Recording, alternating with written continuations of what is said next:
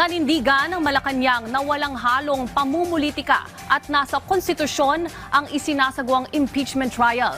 Kasunod ito ng mga pahayag ni Vice President Sara Duterte laban sa administrasyon. Yan ang ulat ni Kenneth Pasyente.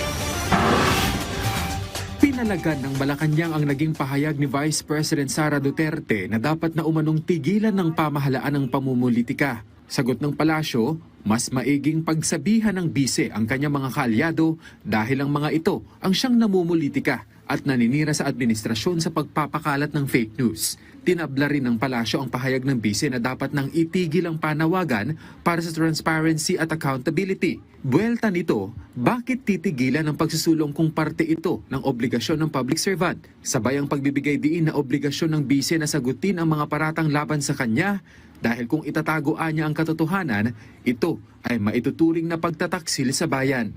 Pagbibigay diin ng Malacanang, walang pamumulitika sa ginagawang impeachment trial dahil alinsunod ito sa konstitusyon. Kasabay nito, ipinunto ng palasyo na tuloy ang trabaho ng Pangulo na tutok para sa kaunlaran ng bansa. Di raw gaya ng bise na puro bakasyon. Kaya tanong ng palasyo, ano ba ang naitutulong ng bise para sa bansa?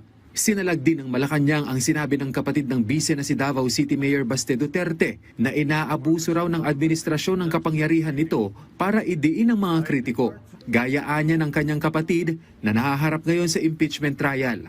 Giit ng Malacanang, naaayon ang paggamit sa kapangyarihan sa kasalukuyang administrasyon, hindi gaya ng mga nakalipas na panahon. Ipinunto nito ang insidente kung saan sinuntok ng Vice Presidente na nooy Davao City Mayor Sara Duterte ang isang sheriff. Isang patunay daw ng pang-aabuso sa kapangyarihan. Hindi rin dapat anito questionin ang pagkilos ng pamahalaan para mapanagot ang mga nagkasala sa batas.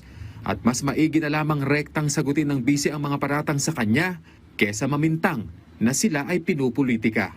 Kene, pasyente para sa bayan.